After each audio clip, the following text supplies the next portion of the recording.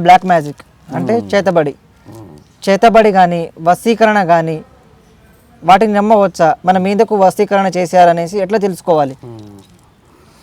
చూడండి మిత్రమా, మీరు అడిగినది సమాజానికి నాకు తెలిసి ఉపయోగపడకపోవచ్చు అన్న ప్రశ్నని ఉపయోగపడే విధంగా ఈ సమాజం మార్చుకుంది. చేతబడి వశీకరణం తర్వాత ఒక ఇప్పటికీ ఉంది మన దాంట్లో వశీకరణ చేశారని కొన్ని మనం వింటూ ఉంటారు. అంటే శాస్త్రజ్ఞానం ప్రకారంగా మాట్లాడుకుంటే, అంటే పురాణాలను ఇతిహాసాలను మనం వెనక్కి తీస్తూ ఉంటే రాక్షస సామ్రాజ్యం ఉన్న ఊర్లు ఇవన్నీ. అంటే భగవంతులకే తప్పలేదు. భగవంతుడు ఏం చేశాడు? సాగర సంఘం నుంచి మొదలు పెట్టుకుంటే ఇప్పుడు ప్రతిరోజు మనము ఒక యుద్ధమే చేస్తున్నాం ఈ మానవుల జీవితంలో. కాబట్టి వీరన్న క్షుద్ర పూజలు అంటే చేతబడి అంటే క్షుద్ర పూజలు అని అంటారు.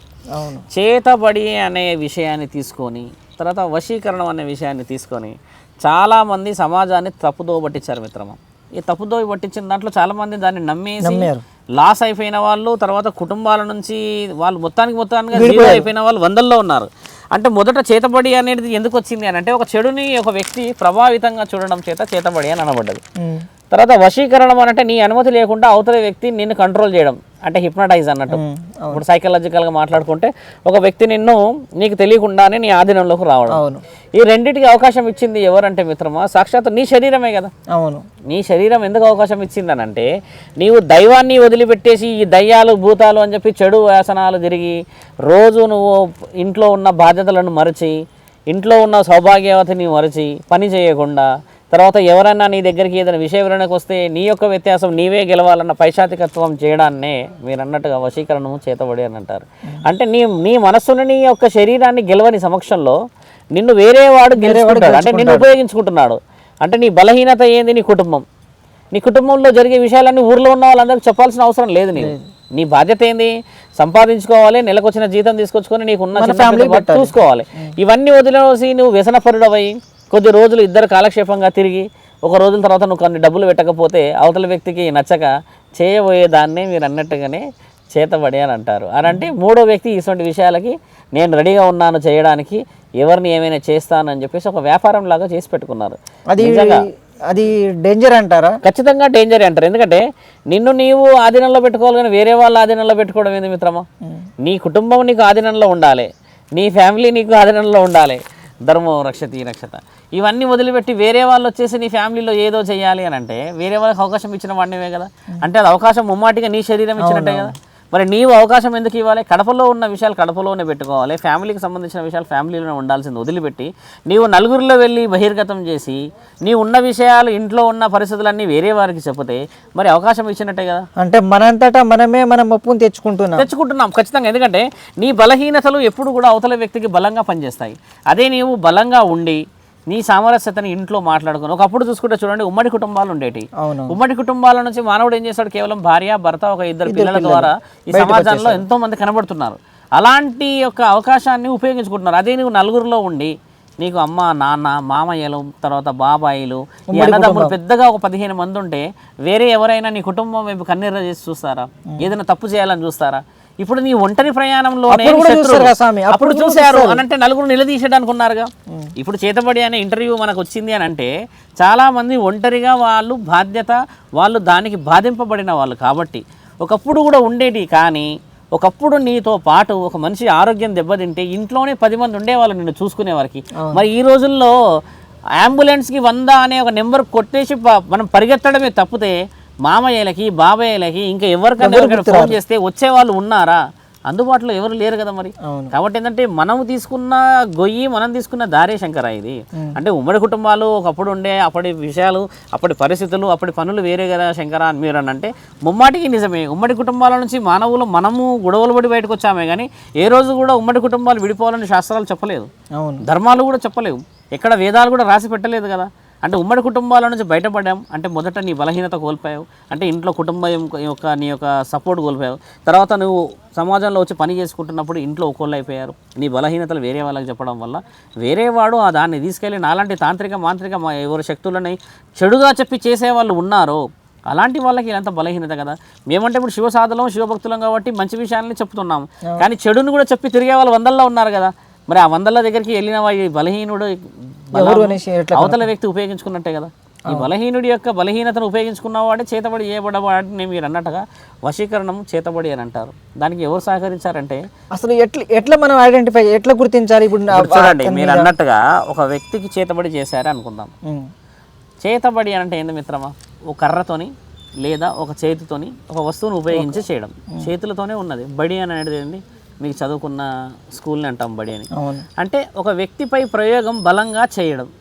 మీరు సినిమాల్లో చూస్తూ ఉంటారుగా, ఏదన్నా ఒక వస్తువు చేసి దాన్ని ఒత్తడము లేకపోతే కొట్టడము చేస్తే అవతల వ్యక్తికి దెబ్బ తగిలిందంట అంటారు కదా, దాన్నే చేతబడి అంటారు. అది వాస్తవమే అంటారా? ఖచ్చితంగా వాస్తవమే కదా. నేను అదే అన్నాను మొట్టమొదటి మీ ప్రశ్న. దేవుడు ఉన్నాడు అనేది ఎంత నిజమో దయ్యం ఉన్నది అనేది అంతే నిజం.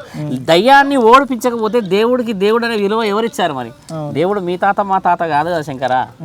ఒక రాక్షస సామ్రాజ్యం చేసి గెలిచిన వాడినే దేవుడు అన్నారు. మరి అంటే ఆయన రుజువు చేయబడినప్పుడు యువతల వ్యక్తి రాక్షసుడే అయ్యాడుగా. కాబట్టి మీరు అన్న ఈ విద్యలు, ఈ తాంత్రిక శక్తులు ఈ భూమండలంలో ఉన్నాయి.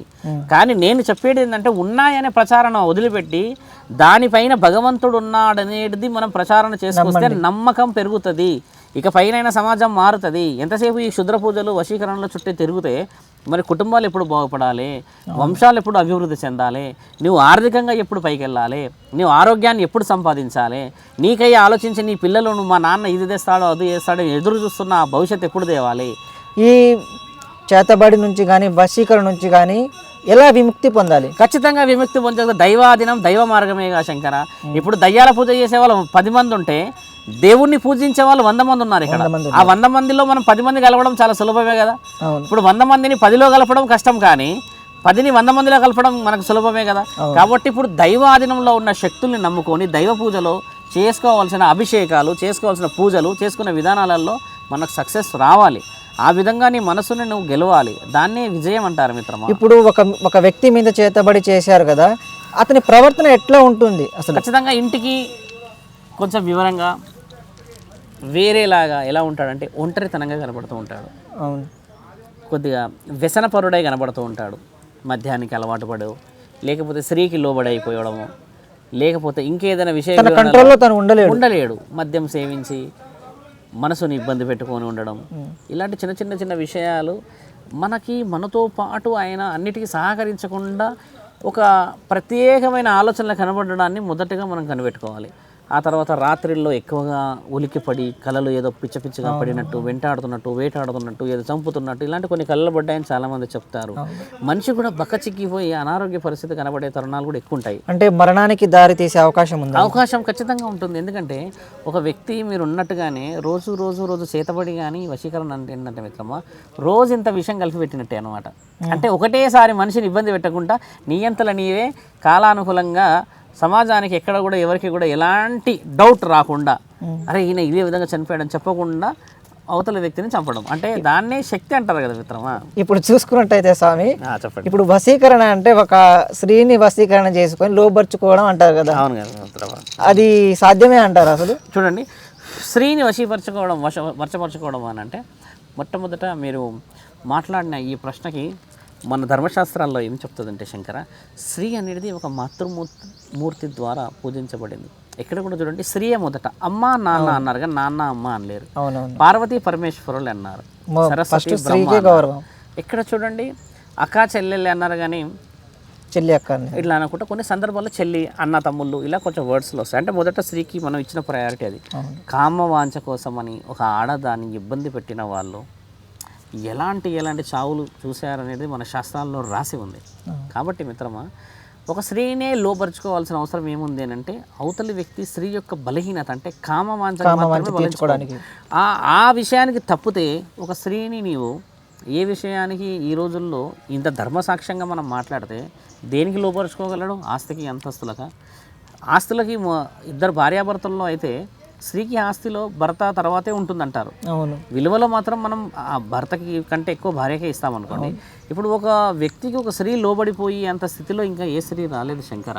బాగా గుర్తుపెట్టుకోవాల్సిన విషయం మీరు ఏంటంటే, మీరు కూడా చూస్తున్న వాళ్ళకి చెప్పాల్సింది ఏంటంటే, ఒక స్త్రీ ఇష్టపడి వచ్చిన దానికి విలువ ఉంటుందే కానీ మీరన్నట్టుగా శాస్త్రజ్ఞానం ప్రకారంగా ఏదైనా క్షుద్ర పూజలు చేసి వశీకరణం చేసి ఆ స్త్రీకి సంబంధించిన ఏదైనా చెయ్యాలి అని అంటే నీ ఇంట్లో నుంచి వెళ్ళిన సీక్రెట్ తప్పితే ఎలాంటి శక్తి వచ్చి ఒక స్త్రీని ఆమె అనుమతి లేకుండా లాక్కోలేదు మిత్రమా. అసలు వశీకరణ చేయాలంటే ఎట్లా చేస్తారు స్వామి అసలు? ఇటువంటి వశీకరణలో ఇప్పుడు మీరు ఉదాహరణకు అమెరికాలో ఉన్నారు.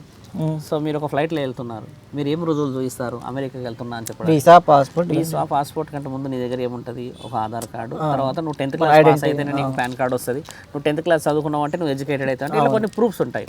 సో ఇందులో ఫలానా ఒక వ్యక్తి మన దగ్గరకు వచ్చాడు అని అంటే ఆయన అడ్రస్ ప్రూఫ్స్ చూపిస్తాం. అవును. అయితే ఇక్కడ ఏందనంటే ఫలానా వ్యక్తిని మనం వశీకరణ చేసుకోవడానికి గల కారణాలు ఏంటంటే ఆయనని క్షుణ్ణంగా పరీక్షించడం. నువ్వు నడుస్తున్నది ఎక్కడ, నువ్వు తింటున్న తిండి ఎప్పుడు, నువ్వు ఆఫీస్కి ఏ టైంకి వెళ్తావు, నీ యొక్క మైండ్ సెట్ ఎలా ఉంటుంది, అబ్జర్వేషన్లో నేను కంప్లీట్గా పెట్టి నువ్వు ఎక్కడైతే బలహీనంగా కనబడతావో దాన్ని ఉపయోగించడాన్ని వశీకరణం అంటారు. అంటే ఒక విధంగా ఇదేంటంటే నిన్ను చాలా క్లోజ్గా మానిటర్ చేస్తుంటారు. ఆ మానిటరింగ్ చేసేసి నీ బలహీనత మీద కొట్టేదాన్నే వశీకరణం అంటారు. దానికి క్షుద్ర పూజల్లో చేసే యాంత్రిక శక్తులు కూడా వేరే వేరే ఉన్నాయి. పూజలు, వాటికి ప్రత్యేక పూజలు ఉంటాయి, ప్రత్యేక పూజలు ఉన్నాయి. ఇప్పుడు నేను అదే చెప్పాను, ధర్మం అవి కూడా అమావాస్య రోజు చేస్తారా లేకుంటే నార్మల్ డేస్లో కూడా? నార్మల్ డేస్లో కూడా చేయవచ్చు, అమావాస్య కూడా చేయవచ్చు. కాకపోతే అమావాస్య ఏంటంటే నార్మల్ డేస్ నుంచి చేస్తూ చేస్తూ చేస్తూ చేస్తూ చేస్తూ చేస్తూ అమావాస్య రోజు చేస్తే ఫలితం వస్తుంది నమ్మకం. సేమ్ నువ్వు 10th క్లాస్ ఎగ్జామ్ అలే సంవత్సరం మొత్తం చదివితే ఫైనల్ ఎగ్జామ్ అప్పుడు నువ్వు పాస్ ఫెయిల్డ్ అనేది వేరు. అమావాస్య రోజు ఎందుకు చేస్తున్నారు, పౌర్ణమి రోజు ఎందుకు చేస్తున్నారంటే మిత్రమా, ఇదొక సాధన చేసి ఆ ఫలితం రోజు ఎదురు చూస్తారు. అమావాస్య రోజు, పౌర్ణమి రోజు కానీ ఆ విషయంలో మానవులు తెలుసుకునేది ఏంటంటే అవతల వ్యక్తి ఎంత సాధన చేసినా కూడా ఆ అవకాశం ఇవ్వద్దు కదా మనము. నీవు అవకాశం ఇవ్వకపోతే అవతల వ్యక్తి అవకాశం ఎలా వస్తుంది శంకరా? దేవుడు ఉన్నారు. ఇప్పుడు మీరే చూసారు, చాలా మంది వచ్చి కాలు మొక్కుతారు, మొక్కిపోతారు, 5-10 రూపాయలు అక్కడ పెట్టిపోతారు.